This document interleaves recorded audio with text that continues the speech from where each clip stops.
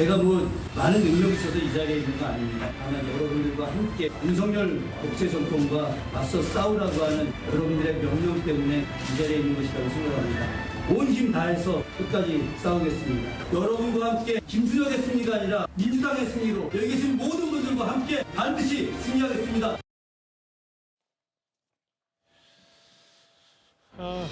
이대생 성상납 발언 등등 과거 유튜브 발언으로 논란을 빚고 있는 바로 민주당 김준혁 후보. 어젯밤에 당의 권고에 뒤늦게 사과를 하긴 했지만요. 후보 사퇴는 일축했습니다. 그런데 이제 화면으로 만나볼 텐데 그를 향한 사퇴 목소리, 비판 목소리가 각계로 번지고 있습니다. 이화여대 총동창회 오늘 가세했고요. 위안부 가족협의회 그리고 고종 얘기 잠시 뒤에 만나볼 텐데 한국여성단체협의회도 역사 왜곡 극심한 모욕감, 커지는 사퇴 요구가 있습니다. 특히 고종 얘기를 짧게 해보면요. 최병무 의원님. 네. 고종에 대해서 당시 유튜브, 지금 유튜브 발언들이 계속 소환되고 있는데 네. 제가 윗부분은 읽질 않고 그래서 고종이 나라를 망친 거야라는 전후 맥락, 물론 본인이 역사학자니까 근거 갖고 얘기했다고 하더라도 이 발언에 대해서 오늘 고종 후손까지 반발을 했거든요. 그러니까 저 근거가 우선 어디에서 나왔는지 본인이 한번 밝혀줬으면 좋겠어요. 본인은 정조 연구가잖아요. 그러니까 뭐 물론 정조에 이어받아서 순종 뭐 이렇게 해서 이제 고종까지 이어지기는 하지만 정조 연구가가 고종이 그 당시에 뭐 또 특별한 기록이 있는 것도 아니고 몇몇 기록을 보고서 매일 새벽 4시 내지 5시까지 파티를 했다. 그리고 여자를 어떻게 했다. 이런 건데 사실 잘 아시다시피 왕조 시대는 후궁 우리가 사극에서 엄청나게 많이 보지 않습니까? 그러니까 그거를 지금의 잣대로 저런 식의 표현을 과연 할 수가 있는가? 저거는 거의 모욕적인 표현이다. 저는 이렇게 보기 때문에 예. 그래서 황실문화원에서도 격앙할 수밖에 없는 거고 저 부분에 관해서 이제 문제를 삼을 수밖에 없는 거죠. 예.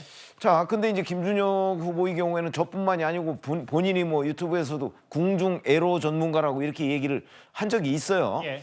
그런 거 보면 아마 다른 여러 가지 방송 같은 데에서도 저런 식의 어떤 여성 비하적인 표현이나 이런 것들이 굉장히 많이 등장할 것 같은데 일단 하여튼 후보직을 유지하기로 했다고 하니까 좀 관련 추이를 지켜봐야 되겠습니다. 고종 후손도 역사 왜곡 사죄하라라고 하면서 역사학자 입에서 나온 발언이라고는 상상할 수 없는 망언이다. 이렇게 직접 사과를 요구했어요. 고종의 증손자가. 대한민국 황실을 모독한 역사 왜곡이다. 어제 이화여대 측의 후보 사퇴 요구에 이어서 오늘은 고종 증손자까지 역사학자 입에서 믿을 수 없는 망언이 나왔다. 이런 취지의 얘기를 했는데요. 그런데 사실 이 발언 자체 이제 계속해서 여러 박정희 전 대통령 혹은 위안부 할머니, 고종, 이화여대 이런 거를 이제 쭉 나열하기보다 오늘 더더욱 논란을 부른 건 바로 이 얘기입니다. 전지현 변호사님, 저하고 화면을 같이 보실까요? 민주당의 조상호 법률위원회 부위원장 얘기는 학자로서 역사적 사실을 언급한 거고 미군 보고서에 따르면 이 고급 접대 호스트 클럽 실제 매춘 혹은 유사 매춘의 이용 묘사들이 나온다. 그러니까 이대생들 성상납 발언에 감싸는 내용을 주장했는데 일단 어떻게 들으셨어요? 그러니까 처음에 김준혁 후보가 언급한 이마 교수 논문에는 성상납이라는 표현이 없어요. 예. 그러니까 아니다. 거기에는 없다고 하더라도 조상호 부법률위 부위원장이 한 프로에서 뭐라 그랬냐면은 다른 근거 그게 미국의 방첩부대 보고서 내용이라는데 거기 보면은 김환란 총장이 운영했다는 사교 모임 낭낭클럽은 고급 접대 호스티스 클럽이고 실제 매춘 또는 유사 매춘에 이용된 묘사들이 나온다 이렇게 얘기를 했거든요. 근데 저는 그 보고서를 저분이 확실하게 보고 해석을 해서 얘기를 했을까가 처음에 딱 이런 의문이 들거든요. 미군 방첩부대 보고서 내용이면은 예. 적어도 영어 내지 그 시대의 어떤 고어로 써 있고 역사학자들이 보고 판단해야 될 내용이잖아요. 근데 분명히 어디서 들은 거를 가지고 얘기를 할 텐데 그것도 확실히 매춘이라는 내용이 아니라 묘사들이라고 얘기를 했거든요. 그럼 자기가 들은 것도 정확하지 않다는 얘기잖아요. 본인이 역사학자도 아니고 법률위 부위원장이에요. 역사위 부위원장 아니란 말이에요. 예. 본인의 어떤 전문 분야도 아니야. 근데 보면서 자기가 자료를 보면서 해석을 했고 그랬을 가능성도 적어 보여요. 그다음에 그 방첩 보고서라는 것도 뭐 우리가 옛날에 쓰던 말 내지 영어로 써 있을 텐데 그거를 충분히 해석할 시간도 없었을 것 같거든요. 예. 그런 걸 가지고 방송에서 저렇게 경솔하게 떠드는 거는 지금 이 선거에 있어서 민주당에서도 김준혁 후보한테 사과를 하라고 요구를 했고 사과를 했는데 그게 과연 진정성이 있니 없니 이런 걸 가지고 논의하는 상황에서 할 말은 아니었다고 보입니다. 여선행 장관님, 실제 매춘, 유사 매춘에 이용됐을 묘사들이 나온다. 조상호 부위원장의 주장이긴 합니다만 민주당 대체적으로 좀 부적절하다는 시각이 많은데 감싸는 발언에 대해서 저희가 어떻게 받아들이면 될까요?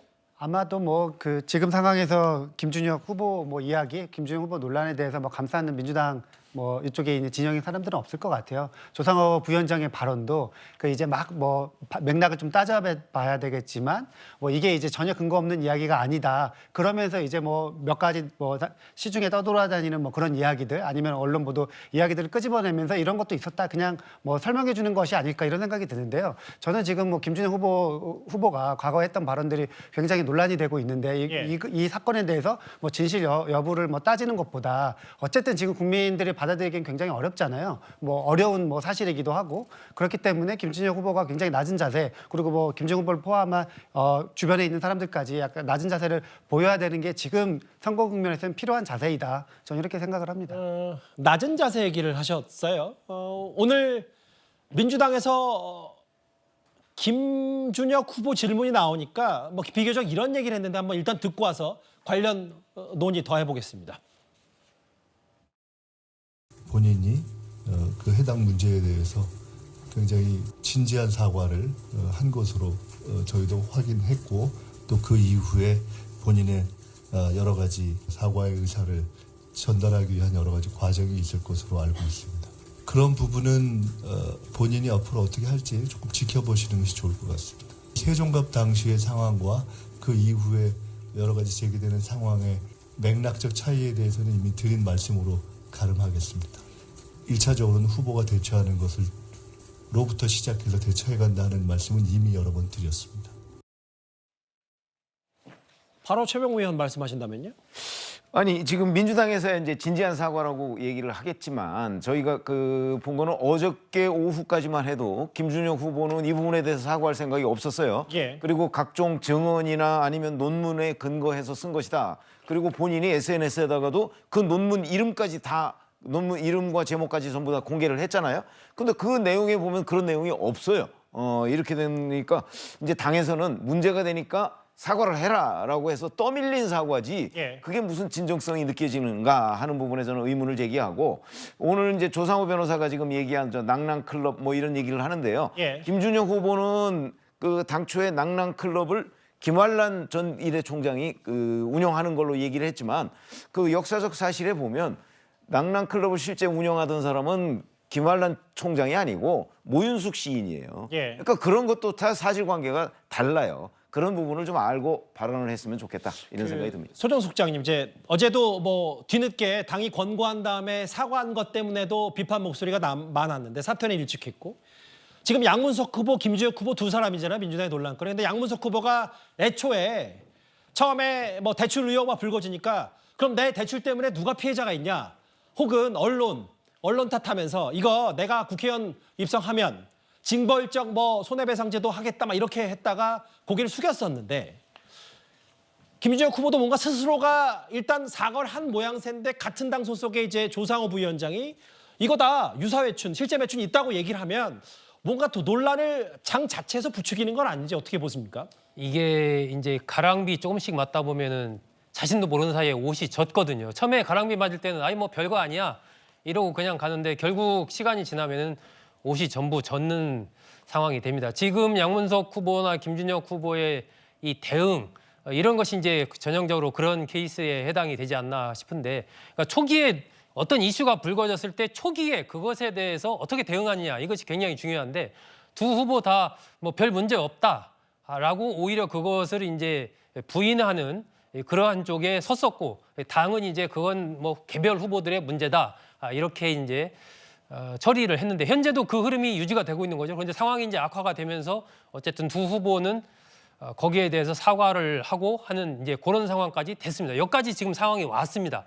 근데 이게 이 두 후보의 문제이기도 하지만 전체적으로 지금 민주당 이미지에 상당히 악영향을 미치고 있는 거예요. 특히 중도층과 2030 세대에게 이 두 후보와 관련된 사건들은 상당히 좀 악영향이다. 저는 그렇게 생각합니다. 지금 김진혁 후보 같은 경우도 이화여대 총동창회에서도 막 성명 발표하고 예. 있고 양문석 후보 건에 대해서도 이것이 젊은 세대들한테 주는 어떤 상실감이라든지 이른바 아빠 찬스 논란 이런 것들이 아주 전형적으로 불거질 수 있는 이 이슈를 그런 폭발력 있는 사안들이기 때문에 조금 더 초기 단계에서부터 적극적으로 이 문제에 대해서 좀 사과하면서 좀 납작 엎드리는 이렇게 했으면 좀 더 낫지 않았을까 싶고 양문석 후보 같은 경우는 이번이 또 처음이 아니잖아요. 지난번에 그 노무현 전 대통령 관련된 그런 막말 관련해서 이미 한 차례 그런 일을 겪고 사과를 하고 했는데 또 이런 논란이 불거졌고 그냥 가고 있는 상황이기 때문에 예. 전체적인 어떤 이 민주당 후보들에 대한 이미지가 이 두 후보로 인해서 상당히 좀 안 좋게 흘러가고 있다라고 지금 보이기 때문에 이 남은 한 지금 6, 7일간의 기간 동안에 어떻게 위기 관리를 하느냐 이것에 따라서 상당히 좀 표심이 다시 한번 또 출렁일 수도 있지 않나 하는 생각을 합니다. 김준혁 후보 자체 논란의 발언 이후에도 한 민주당 인사의 두둔하는 듯한 발언 때문에 또 오늘 여러 이슈들이 있었는데 이 얘기는 여기서 정리를 해보겠습니다.